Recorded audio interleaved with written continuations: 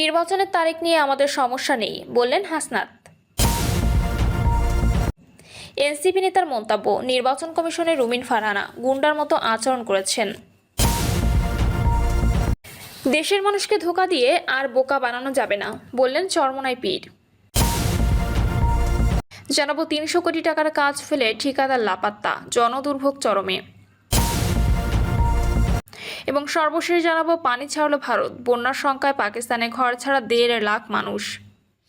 শুনছিলেন সংবাদ শিরোনাম, এবারে বিস্তারিত। নির্বাচনের তারিখ নিয়ে আমাদের সমস্যা নেই, বললেন হাসনাত। নির্বাচনের তারিখ নিয়ে কোনো সমস্যা নেই বলে জানিয়েছেন জাতীয় নাগরিক পার্টি দক্ষিণ অঞ্চলের মুখ্য সংগঠক হাসনাত আব্দুল্লাহ।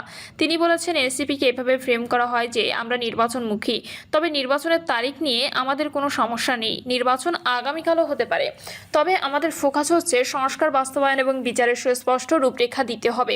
সদিচ্ছা থাকলেও রাজনৈতিক দলগুলোর ঐক্য থাকলে ফেব্রুয়ারির মধ্যেই সংস্কার ও বিচার সম্ভব। হাসনাত বলেন, রাষ্ট্রীয় বাহিনীকে ব্যবহার করে বছরের পর বছর বিরোধী দল দমন করা হয়েছে, তবে 5ই আগস্টের পর এই ধরনের সংস্কৃতি পুনরাবৃত্তি আমরা চাই না। আমরা ব্যক্তিকে ইন্ডেমনিটি দিচ্ছি, আমরা রাষ্ট্রীয় প্রতিষ্ঠানের বিরুদ্ধে নই, আমরা রাষ্ট্রীয় প্রতিষ্ঠানের সংস্কার চাই। এনসিপি নেতার বক্তব্য, নির্বাচন কমিশনে রুমিন ফারহানা গুন্ডার মতো আচরণ করেছেন। বিএনপি নেত্রী রুমিন ফারহানা নির্বাচন কমিশনে গুন্ডার মতো আচরণ করেছেন বলে অভিযোগ করেছেন জাতীয় নাগরিক পার্টি চট্টগ্রাম মহানগরের যুগ্ম সমন্বয়কারী আরিফ মঈনুদ্দিন।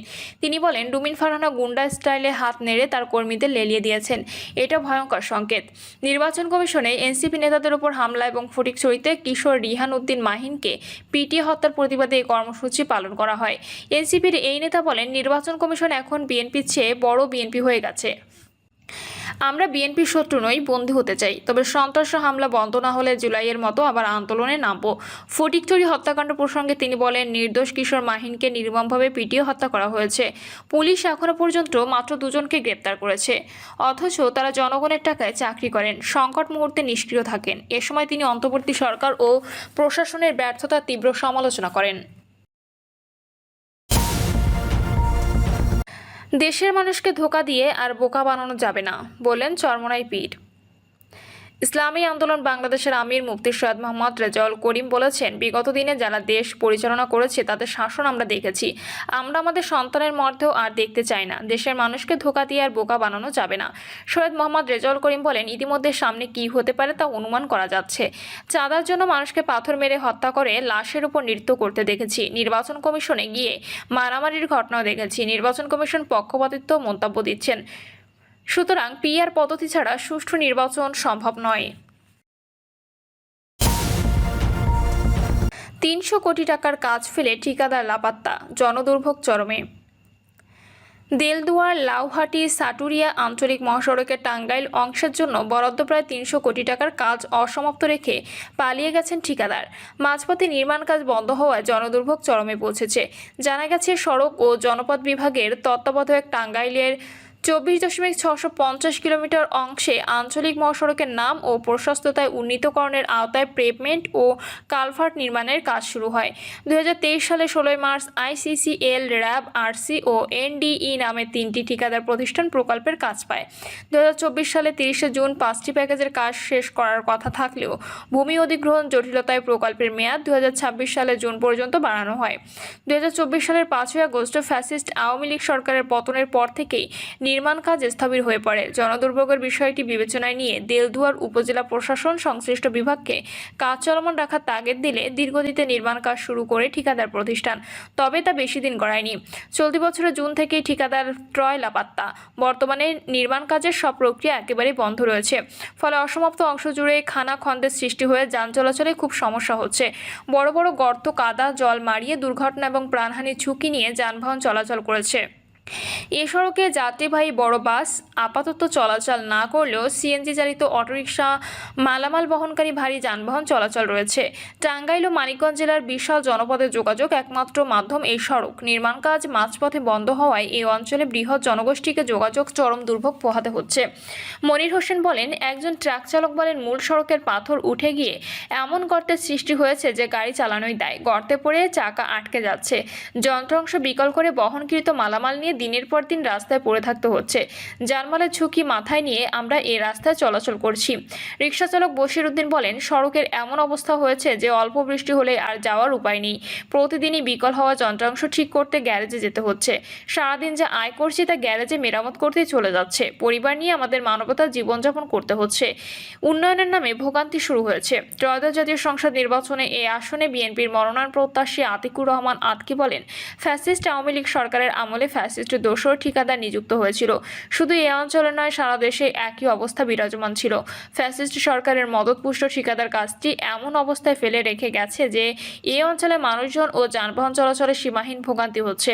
শুধু এই অঞ্চলের জন্য নয়, সারা দেশের মানুষের সড়কের উপর উপকারভোগী হবেন। উত্তরবঙ্গ থেকে দক্ষিণবঙ্গের সড়ক যোগাযোগ সহজতর হবে, যানবাহনের চাপ কমবে মহাসড়কের উপরও। বর্তমান জনদুর্ভোগের বিষয়টি আমলে নিয়ে দ্রুত ঠিকাদার নিযুক্ত করে অসমাপ্ত কাজ সম্পন্ন করে এ সড়ক চালু করার জোর দাবি জানাচ্ছি। ঠিকাদার প্রতিষ্ঠানের দায়িত্বশীল প্রজেক্ট ম্যানেজার আব্দুল মান্নান বলেন, গত বছরের 5ই আগস্টের পর থেকে কোনো বিল পাচ্ছি না। সংশ্লিষ্ট বিভাগের সঙ্গে একাধিকবার দিন দরবার করেও বিল ছাড় করানো সম্ভব হয়নি। তাছাড়া ভূমি অধিগ্রহণের জটিলতায় কাজের প্রতি সচল রাখা যায়নি। রাস্তার পাশে স্থাপনাগুলো সরিয়ে না দেওয়ায় কাজ বন্ধ রাখতে হয়েছে। আমাদের পক্ষ থেকে নির্মাণ কাজ বন্ধ করা হয়নি, নানা প্রতিকূলতায় বন্ধ হয়ে গেছে। সহজের উপবিভাগীয় প্রকৌশলী মোহাম্মদ সাইফুল ইসলাম মোল্লা বলেন, 2024 সালের 5ই আগস্ট সরকার পরিবর্তনের পর থেকেই কাজের গতি স্তিমিত হয়ে পড়ে। এখন কাজ একেবারেই বন্ধ রয়েছে। বারবার তাগিদ দেওয়ার পরও ঠিকাদার কাজ চালু না করা এবং তাদের ফোনে না পাওয়ায় আইসিসিএল ঠিকাদার প্রতিষ্ঠানের কার্যাদেশ বাতিল করা হয়েছে। নতুন করে পুনঃদরপত্র আহ্বানের মাধ্যমে ঠিকাদার নিযুক্ত করে নির্মাণ কাজ চালু করা হয়েছে। দেলদুয়ার উপজেলা নির্বাহী অফিসার মোস্তফা আবদুল্লাহ আল নূর বলেন, চলাচলে এলাকাবাসী চরম দুর্ভোগে পড়েছেন। উপজেলা প্রশাসনের পক্ষ থেকে সড়ক বিভাগকে অবহিত করা হয়েছে। যতটুকু জানতে পেরেছি, সংশ্লিষ্ট ঠিকাদার কাজ ফেলে পালিয়েছেন। সড়ক বিভাগ নতুন করে দরপত্র আহ্বানের মাধ্যমে ঠিকাদার নিযুক্ত করে কাজ চলমান রাখার আশ্বাস দিয়েছেন।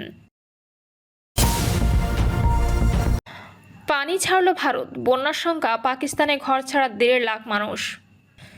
ভারত পানি ছাড়ার পর সুতলেজ ও রাভি নদীর পানির প্রবাহ বেড়ে যাওয়ায় ভয়াবহ বন্যার আশঙ্কা তৈরি হয়েছে পাকিস্তানে। এর মধ্যে প্রায় 1.5 লাখ মানুষকে নিরাপদ আশ্রয়ে সরিয়ে নিয়েছে কর্তৃপক্ষ।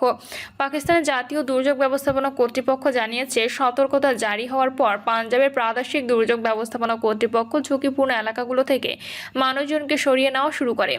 এর আওতায় বাহাওয়ালনগর, কাসুর, ওকারা, পাকপত্তন, বাওয়ালপুর ও ভেহারি জেলার হাজার হাজার মানুষকে স্থানান্তর করা হয়।